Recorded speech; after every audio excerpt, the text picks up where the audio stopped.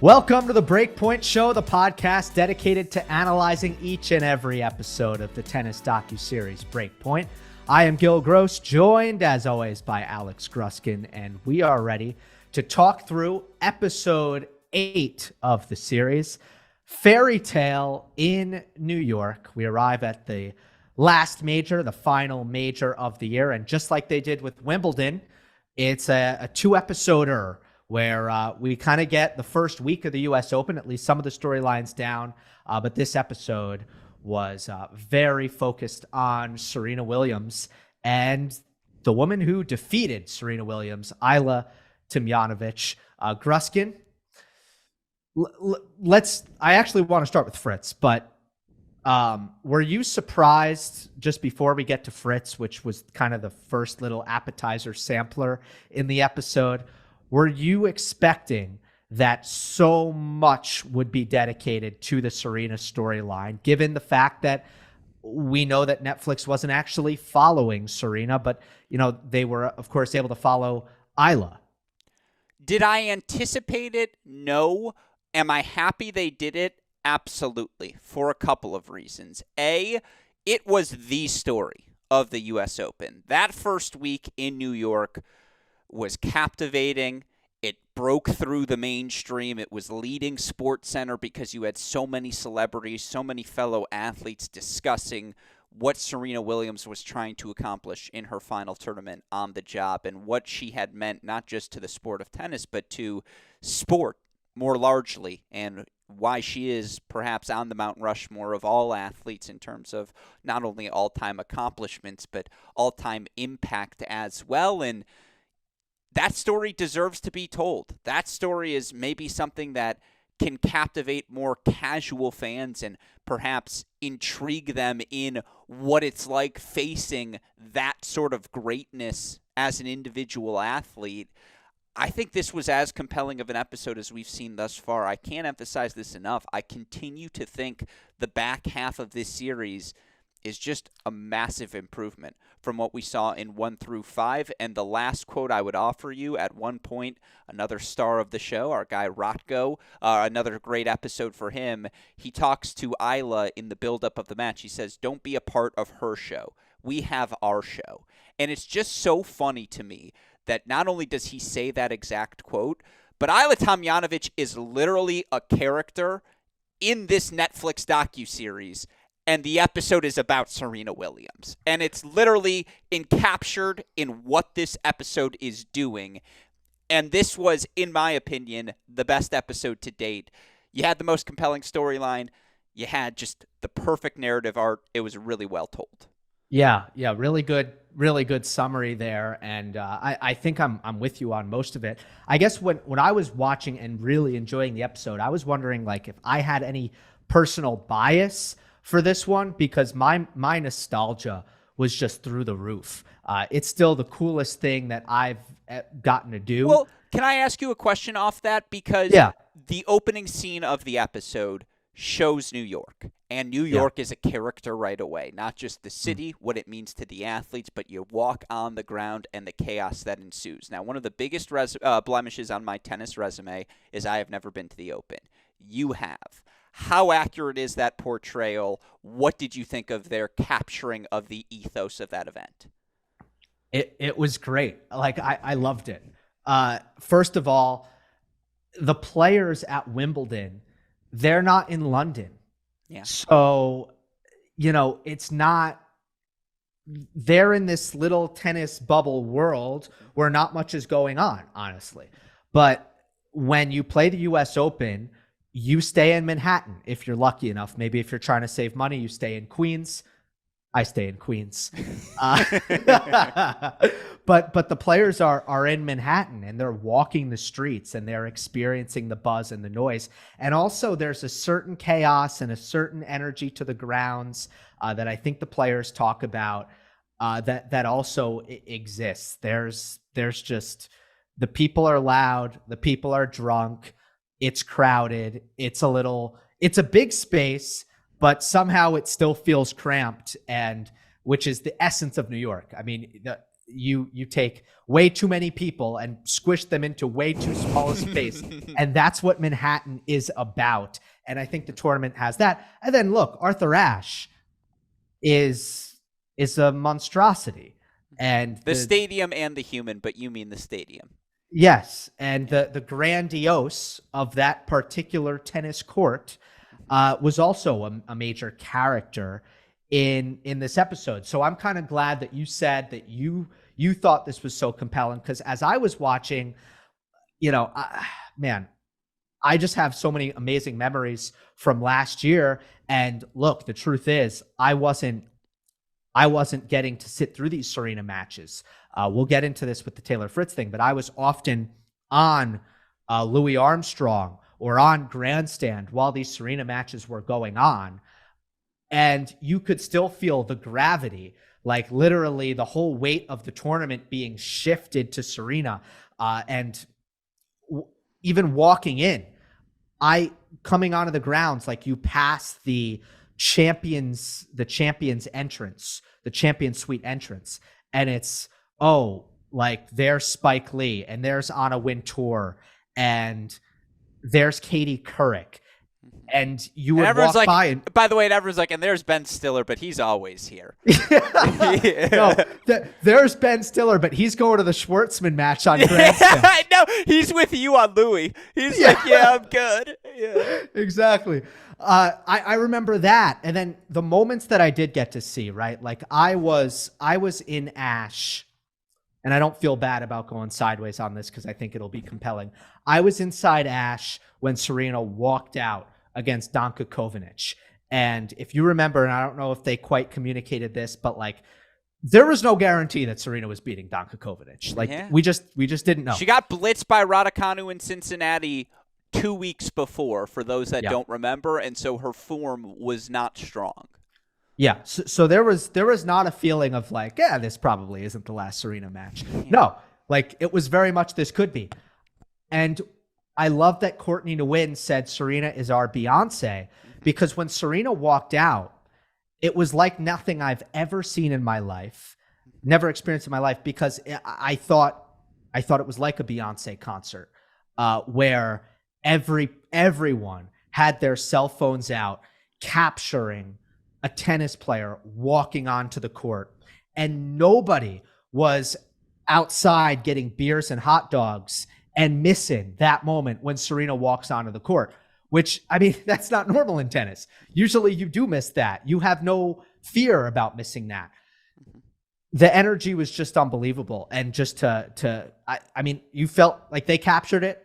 I mean, they called her the GOAT as she walked on court. Like, yeah, that too. There was partisanship. It was, I think Tomljanovic said it best, or whomever said the quote. A couple of people did. Sharapova, of all people, to talk about Serena's strength was just a brilliant touch. It was Serena's house, and they captured that perfectly. You talk about quotes. You use the term drunk on the ground. Sloane Stephens, it's emotionally drunk. They're actually drunk. That was a nice quote as well. Yeah, the strongest reaction, first 6 minutes of the episode I had, was immense jealousy. And who was I jealous of?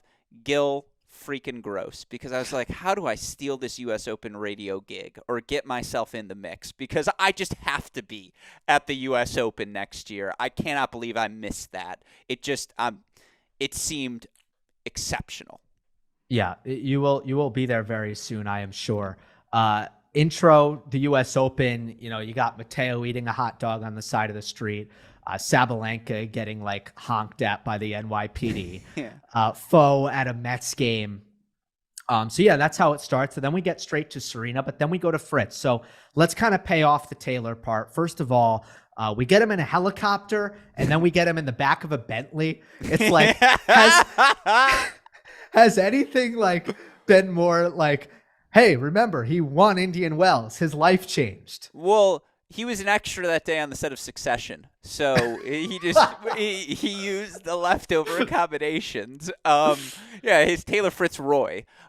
People didn't know, but no. Here's the thing: showing the shot of him, particularly in the Bentley, you can tell he had been silent.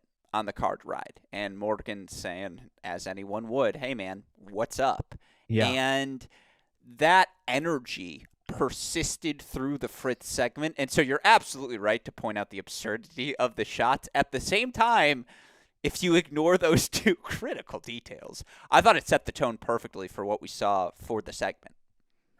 Yeah, they were definitely, and obviously when you have the benefit of hindsight, you can set these things up. But you did have kind of a nervousness that they were able to build up in anticipation with this match against Brandon Holt, who, you know, was a qualifier making his ATP Tour debut. They definitely smoothed over some storylines that were available with Holt. You know, Tracy Austin's son, best friends with Taylor Fritz growing up, and you know, neither of those things kind of made it. But I thought we got some good insights about, you know, Taylor's expectation on himself and how close he's getting. And you know, quote I love from Fritz, he goes, "Look, in America, everyone kind of expects to be the best. So if you're like 5 in the world in tennis, nobody really cares." Mm-hmm. And for the record, you didn't so add true. the like. Fritz had that in the quote as well. And it kind of perfectly encaptures the reality of that quote. I agree with you. It's very candid. If you're not winning slams or definitively earning headlines. So this past weekend, Alcaraz won Queen's Club. It cracked top headlines on ESPN.com. For an American to do that, they'd have to win an Indian Wells. They'd have to win a slam. And I think that's a fair reality for Taylor Fritz to say, because he won Indian Wells. And I'm sure he kind of still was walking around like, yeah, some people might be like, who are you? But they don't recognize him the way they would a Grand Slam champion. Yeah, he's not an American celebrity athlete in a way that a lot of the best of the other major sports are, right? But we don't need to dwell on that. I mean, Taylor Fritz loses to Brandon Holt, which was a real shocker. First of all, I was so glad, and this goes back to like feelings of being on the ground. They didn't really cover this, but this was a crazy day at the U.S. Open. Mm-hmm. Serena was playing Danka Kovinic, and I was distracted by Stefanos Tsitsipas, who was losing to Daniel Galan. Mm-hmm. So this was all happening at the same time. I never saw the Fritz Holt match. It completely went under my radar, which is the reality of the beginning of a slam. So I was delighted that they were covering this match, because I'm fascinated in that particular match. Yeah. How happy? What were your thoughts on just the decision? Like, let's cover Taylor Fritz and this shocking first round loss, because what it probably was let's make sure to have cameras on Fritz as he plays his home slam. See, I disagree. I think the purpose of setting the scene with Fritz, and to your point about the Tracy Austin, Brandon Holt being Tracy's son, Brandon growing up with Taylor, Brandon a former USC All-American himself, heck of a player. I don't know where there was room in this episode to do that. Now, maybe you can just add another 15 seconds and the episode is 45 minutes instead of 44 or whatever it may be. That would be fine. But I think the whole purpose of the Taylor Fritz sequence, him setting the scene for the U.S. Open, its importance to Americans, particularly watching Americans compete at that atmosphere, why Serena being this crowning success in an era where there haven't been a ton of American men breaking through at the slams is that much more important. I think the whole point of the Fritz segment was to set the tone of, look, this is the stage, this is the stakes, these are the nerves that set in. And that was the whole point of the Fritz segment, is to say, look, even as a favorite, you're experiencing nerves as an American on home soil. And to hear Morgan talk about seeing the ticks in Taylor on court, I thought that was a fascinating segment. But all that was to set the stage of, if you think Taylor Fritz is feeling nerves in a first-round match, imagine what Contave's going through. Imagine what Ajla's going through. And the stakes for each match shown by Netflix continued to grow larger, and it just made the episode, it kept you enticed in the episode. Yeah, I think I don't disagree with any of that. I think that's all fair. Was this the first awful loss we saw in the series? Ooh. Like there have been players losing and being disappointed, but and Taylor wouldn't be offended. And by the way, I mean, I should plug, we interviewed Taylor Fritz after the first 5 episodes, and it was really great to be able to talk to Taylor. And when I say awful loss, I mean, Fritz would be the first guy to raise his hand and agree with that assessment. I mean, he hated that loss in the moment, called it embarrassing. He said on the doc that he felt like he let a lot of people down. But I feel like we hadn't gotten that, and I like that. Like, I want to know that Netflix isn't just going to cover that super like positive quarterfinal run or final run. Like, I want that terrible first round loss. Mm-hmm. No, he said it was a day. Like, it gets back to something we talked about last episode and why Ajla and to some extent Fritz, in the way they've portrayed him, are perfect displays of the narrative of a tennis player. Is there's a lot of losing that happens throughout the course of the year, and you can have these grand weeks. You can win a Wimbledon, win an Indian Wells. You can make a quarterfinal at Wimbledon.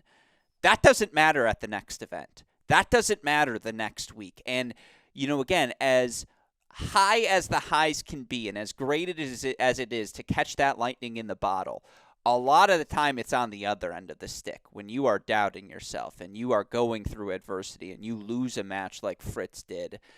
And I do think this show has been pretty honest, well, to an extent, at showing both sides of the equation. Yeah, well, I think what it's benefited from is anytime you lose, it sucks and it's hard. So I think what we have seen is players losing, but usually, like, just because, let's say it's Maria losing in a semifinal or a final, or Ons losing in the Wimbledon final, it's still brutal and it's still heartbreaking. But I don't know that we've gotten like the whoa, I lost this match. Like, really? I don't think that we've actually gotten that example until now. Okay, but you're right. That was the beginning of the episode. It was an appetizer. Yeah. The main entree was this Serena storyline and the Ajla storyline. I will say, though, we did get kind of a larger scope. I do think that's been one of the adjustments, right? It's like you just toss in the, hey, Felix lost to Draper. And that kind of like those little things that only take 5 seconds, but it's like, look, we've built up these characters earlier in the series. We've told you these are the people you should care about. Just address them, check in on them. Mm-hmm. No, they showed a little Alcaraz. They showed a little Francis, who's obviously coming up a little later. Mm-hmm. I agree. I liked, even though it was minimal portrayals of actual tennis, I did like those check-in the draws, and hopefully that's something we see employed more moving forward, particularly now that we know our cast of characters. Yeah, I think it's good. Like, just don't ignore the characters that you've established in the series. Agreed. It would be something that I think that they're doing better now. Okay, so Serena, let's just start here. She beats Kovanic. She beats Kontaveit. We're not hearing from Serena, but I think the atmosphere, and in this case, they do get insider status, I guess, with Annette. They're on the practice court with her. They're interviewing her. And once again, I just feel like this was another example of the way the series does tennis matches worked here, because it wasn't really about the tennis. It was like, whoa, this environment is actually way too much for Annette Kontaveit to handle. And she couldn't handle it. They've done it 3 times excellently. Portraying the fear of playing Rafa at Roland Garros. Portraying the fear of playing Djokovic at Wimbledon. Now portraying the fear of playing Serena Williams in this moment. There were a couple of different moments, whether it's Andy Roddick at the very beginning in discussing what Serena Williams has done. Maybe the best quote we'll get of the series. 5 Wimbledons and Venus is the second best player in her family. Like, that's the sort of trash I would talk to my brother. I'd be like, yeah, that's cute. That's second best. It was just incredible and spoke to the stakes. You have the scene, you talk to Kontaveit, who really deserves the supporting actress Emmy, because her job in portraying what it's like to go through that experience, they showed us everything. They showed us the smiles beforehand. They showed us the manager talking to Kontaveit saying, hey, like, if you win, be deferential here. I know you're focused on the match and everything, but we have to have this conversation because you've seen these crowds. You understand this is a replay that'll be played forever. So wasn't that amazing? It was you as a manager, you are not allowed to do that on match day. That is a conversation you have 2 weeks before, a week before, and maybe if you approach a championship final, you have that conversation. But otherwise, you let a player stay in their headspace. That, to me, speaks to, like, yo, you're playing Serena. Like, we just got to make sure everything's good. Yeah, but I just don't know that it's avoidable, right? Like, okay, for those, so that everyone remembers what we're talking about, Contivate's on the practice court. And this is the day of the match. So, light hit, 30 minutes, trying to time it so that after we go in for the warm-up, we're going to basically be on court pretty soon.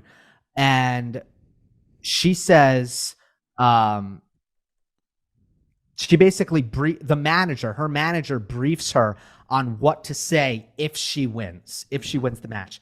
You're right, man. Like, if she were playing, let's go with a random player here. Like, if she were playing Veronika Kudermetova, the manager doesn't need to be like, Annette, here's what to say if you win. Like, that just speaks to how abnormal this occasion is that the manager needs to go over these things. Yeah, it's a Tomljanovic quote, but it comes from Rotko again. They're joking in the dinner the night before the Tomljanovic match, and he's talking about, I went up against a handball crowd of 5,000 people. If I can do that, you can do this. Great anecdote. But then one of the sisters go, 30,000 people. And I understand the guys, we're f***ed. Like, that's going to be the mainstream quote. But that wasn't the funny part. The funny part was when she says 30,000 people, and it dawns on him, and Rotko goes, 30,000 people? And there's a look in his eyes that go, oh my God, she's right. Like, it's not 5,000, it's 30,000. And it was a great follow-up line to lock in the joke, but the real humor comes from the look in his eyes of being like, oh my God, not only are you playing Serena, you are playing 30,000 people. And part two for Kontaveit, I guess this is where we can wrap her story. Mm-hmm. The tears in the post-match press conference for her to say, I never want to go through that again. Like, you can't even imagine cheering through double faults. Everything you do, you are the villain that day. And even though it's not personal, sure as hell feels like it when you're on the court. And God, did this episode just give us everything from the pre-match conversation to the post-match tears. Like, it was a journey. It's what television needs to be. And so shout out to episode 8. Yeah. And again, like, because that crushed her, like the environment crushed her. Netflix could paint, the Breakpoint producers could paint a great picture of the match because, again, what we talk about, we're not doing tactics and technique here, but when it's not tactics and technique, they nail it. Mm-hmm. All right. Now, the match is set. Tomljanovic versus Serena, third round. And what really stood out to me here was it felt like the first time in the series where the producers were like, we don't care how long this takes. We are going to take our time here and leave no stone unturned in portraying this experience from start to finish. Don't you feel like they just allowed this to breathe a little bit more than any other moment? Perfectly put. You know how there's a trend of YouTube or TikTok videos where it's like, here's what I ate for a day, or here was my day in Lisbon. It was literally the Netflix documentary version of here is my day playing Serena Williams. And it was incredible from the warm-ups. Again, shout out to, I promise you it doesn't matter if I get my bagel before my coffee. Like, that's not going to decide what's going to beat Serena, which, by the way, is better thinking than I would have, because I would be like, no, I've had the bagel first every day. I'm going to have that first, then I'm going to have the coffee, and we'll go from there. It was perfect. It was an excellent narrative. I'm curious what stood out to you. Well, first of all, it's so easy. like what Ajla says here isn't profound, but I got chills because she said, look, I'm playing Serena on Ash in the third round at 7 p.m. on a Friday night. Yeah. And that's where you just remember, it's like, if you're Ajla Tomljanovic, you are now the center of the United States sporting universe on a Friday night. Global. Serena retirement was global. I agree with that, but I think when you're in that kind of New York bubble, at least for me, it just feels like, yes, it's big globally, but also Serena is bigger in the U.S. than anywhere else. Sure. And when you're in the United States playing Serena at 7 p.m. on a Friday night, and it could be her last match. In Gotham City. Those details, right. But like those details, look, like it's Friday. Yeah. Nobody has to do. Everybody's watching. Like 100%. It just felt so more. big. Yeah. Now, how about this? We talk about that tearful press conference. They got Ajla watching it, and they got Ajla talking about it. It almost prepares her. Mm-hmm. Like she saw what happened to Annette, and then the rest of the time, from what Rotko was telling her to what Chrissy Everett said when Chrissy Everett called her, everything was Ajla. None of it was about the tennis. It was like, you need to be able to tune out this crowd. You need to be prepared for this. This is what it's going to be. You don't care. You go win the match. I agree. She even said, I'm not looking up. I'm going by the crowd noise. Okay, they made a roar. It's time for me to walk to the net. And I loved how it went silent. And it did help that she broke right away to get things going. But absolutely, it was all of it. The emotions from start to finish, the seriousness you need to have, the fact that her dad in the car again says, hey, again, A, you have to allow yourself to enjoy this moment, and B, to your point, don't be a part of her show. This is your show. You have to trick yourself into focusing on the tennis. It was awesome. Yeah, and it's funny that what stood out about Rotko's quote was that, because I actually have what he just said after it. After he said, it's your show, he said, you didn't come here to be in your shadow. You came here to remove her and retire her. Yeah. I mean, and he did his interview in a backwards hat. Like, what a guy. What a man. Rotko is the gift that keeps on giving. Yeah. But when you're a goofball like he is, like, and you get serious, that's when you get someone to listen to you. You know, is when you have those different modes. Like Rotko actually, obviously came in midway through Ajla's season to try to turn things around. And the more we see that emotional dynamic in what he brings, even if Tomljanovic like sometimes feels like she's like rejecting it and being like, come on, Dad, get out of here with this. You can tell that he has helped her. The match itself, look, like Mary Carrillo is a wordsmith, and I've noticed that a lot of what is said in commentary matters for the way they portray these matches, because what's said in commentary is kind of what gets in the show. They don't have like Courtney Nguyen or Andy Roddick or Maria Sharapova talking about what's happening in these matches ever. So it's the commentary. Yeah. Or it's the player themselves who is expressing, here's what I was thinking. This is what I was going through. And do they show a ton of tennis? No. They did show more in this episode. They had a few more angles, a few more over the top. You can watch points finish or a couple of closing shots. But, yeah, they talked about the mental struggle. I thought, did an excellent job of having the commentary explain the magnitude of the crowd, even if you couldn't necessarily hear exactly how loud they were. There was a comment where I wish I could explain how loud it is here. And, again, just to put that sort of imagery in the viewer's head speaks to the magnitude of the moment. And it's one of those matches, once again, where you want to go back and rewatch the highlights because it just seems like it was one of those transcendent sporting moments. Yeah. Serena wins the second set, and that's where the crowd's going wild. Just real quick, do you feel like the actual noise of the crowd, did that come through? Because that's one area, like, I think they were trying. It didn't sound that good to me. Well, the message came through. You had Felix as well saying, hey, they're going to be on top of you. Like, just be ready for that. Have you ever played on Ash before? Did the sound come through? I can't answer that because I listen while I'm on the stationary bike in a garage, and so I can hear it. But like the magnitude of it, I don't know how you can do that in Netflix. I don't know exactly if it's easy to do that unless you're there. Well, dude, we're talking about sound engineering here, and I know nothing about it. Yeah, this is above. Should I bring in Westoff? Yeah, bring in Westoff. Just be like, Westoff, how could that crowd have sounded better? No, look, I just think on the technical areas, it's not something we focus on for obvious reasons. But, the editing, the shooting, I mean, it's just world class. I mean, what these Netflix documentors are able to do, these producers and all that. I think one area where I did feel like, okay, like technically, I don't know if they nailed this, was just the actual sound of the arena.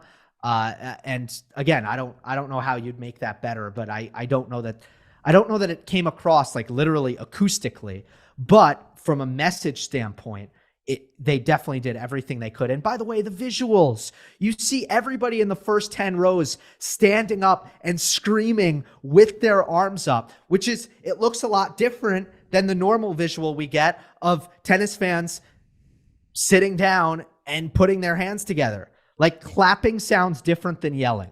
And Arthur Ashe, when Serena was playing in these 3 matches, nobody was clapping. This wasn't a clapping situation. This was a yelling situation. And that's what was so awesome. You could tell. Again, they showed the celebrities. They showed the celebrations. They showed the skyline of New York. I got to say, and in the post-match press conference, whatever shirt Mary Jo Fernandez was wearing with the polka dots, send me one. I'll rock it on the next show here gladly, because that's style. Yeah, I thought the scenery, the shots fit the magnitude. They sold it. You can tell that this meant something. Yeah. They didn't focus on any of like the Serena fanfare, like the goodbye Serena stuff, which actually happened after the Danka Kovinic win. So they skipped over that, but it didn't really matter.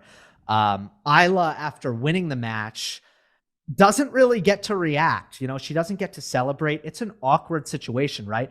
Now, she kills it on the mic. Oh, my God. That's an all-time post-match press conference. It needs to be established because that's one of my notes I said have to say on the show here today. Absolutely. Just absolutely. To have the grace, the class to frame her accomplishment in the shadow of Serena's success and what Serena set the stage for everyone to do. If you're Kontaveit, who's now retired, you're firing your manager, you're hiring Ajla. You're like, yeah, that's the speech I should have given. Where was that paragraph just handed to me? Yeah, it was unbelievable. And this is where, we talk about Ajla. We talk about Netflix getting a little bit lucky with how well Ajla ended up doing compared to what she was at the start of the 2022 season. I also think, on the other side of the coin, Netflix also got lucky with just the character that she is. And I mean, at the end of the day, I don't know that they would have, I think they wanted a couple. Like, I think they wanted to follow a couple on the tour, and they were like, let's get Matteo and Ajla and like get this together. It ended up being not a couple by the end of the year. And they were just so rewarded anyway with the Tomljanovic stuff, which was kind of awesome. And, I guess that's what you get in tennis, where just people make stuff happen. I've said it before, Tomljanovic epitomizes a little bit of everything. It's the common top 100 player's journey, where it's not always going to be brilliant, but every so often you're going to get thrown into the right situation. It's going to break your way, and you're going to have that breakthrough moment. She's good enough to be interesting, but not so good that this Netflix series would have been intrusive and somehow something would have gotten in trouble in her life through doing it. And she was extraordinarily candid. She was it wasn't fake. It was very authentic. That's the word I keep coming back to in my head. Is she talked you through her struggles. She showed you the characters. We got to see the breakup. But more than anything, we got to see the journey. And I know that's so cheesy. I'm so mad that came out of my mouth. But it was exceptional. She was a great, even in like the post-match, oh, so you're ready to move on to the next thing, Dad? Like, of course you can't just celebrate the moment. And her dad was like, what? I literally invented celebrating the moment. Like, what do you mean? And so I thought it was well done. Yeah, I mean, her and Aijla and Rocco afterwards on the exercise bike, another incredible exchange. Can He you was imagine incredibly proud. being like, my daughter just retired Serena? Well, that's the thing. Like I'm sure he was feeling very nervous. But back of his head, my handball stories are ruined. Aijla couldn't look up, right? Yeah. She didn't want to. I mean, you can do this, but I don't think Tomljanovic wanted to be like, okay, let's soak it in, look around, look into the rafters, appreciate the moment. I think, she decided that wouldn't be best for her. If you're Rotko, you can do that. I'm sure he was in the box just being looking and being like, wow, that's Tom Cruise over there. Yeah. Tom Cruise is more of a Wimbledon guy, I feel like. Yeah. He doesn't really cover the U.S. Open. Yeah, exactly. But you know what I mean? Rocco might be able to appreciate that more, and he said he was going to enjoy every moment. But, man, I loved going to, getting from the hotel room to dinner, again, taking their time with Tomljanovic over that insane 24 hours really built up this moment and just made what was an absolutely enormous thing, which was Serena's farewell at the U.S. Open, feel just as enormous. And it gave that insight, inside baseball that I think this series is all about. All right, let's wrap it up. More. You want to give it some line of the show, quote of the show? It's tough because I know we talk about stuff as we go. No, Andy Roddick, 5 Wimbledon, second best in her family. Love about it. Venus that's just how tennis players talk. And so great choice. That's a quote, or the look in the eyes after 30,000 people. Character of the this will be my last point, I promise. Okay. There has been lots of discussion. Should Aijla have been included to the extent that she was in season 1? And I know you just addressed it there, but if she hadn't made the Wimbledon quarterfinal, if she hadn't been the person to fucking beat Serena, do you think she would have been in the earlier episodes to the extent that she was? This is what we in the business call a payoff. This is the crowning moment that makes the Tomljanovic storyline all make sense as a part of season 1. Because guess what? That match was maybe the biggest match of anything that happened in 2022. And for the viewer to understand why it was so significant that Ajla freaking Tomljanovic, of all people, beat Serena Williams, you needed 2.5 episodes to get there. And I just think it paid off well. I will offer the final word to you. Yeah. So Ajla, no, I agree with that. It made it worth, building up the business center, the Cornet, the business center, the Cornet 4th round match, which was apparently the most important match of all time.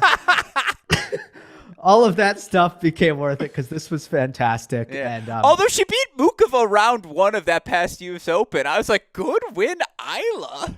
It was. That ages extraordinarily well. This has been episode 8, Fairytale in New York. And we'll see you again for the next one, the Breakpoint Recap Show, available on the Cracked Racquets Podcast Network and the Gill Gross YouTube channel.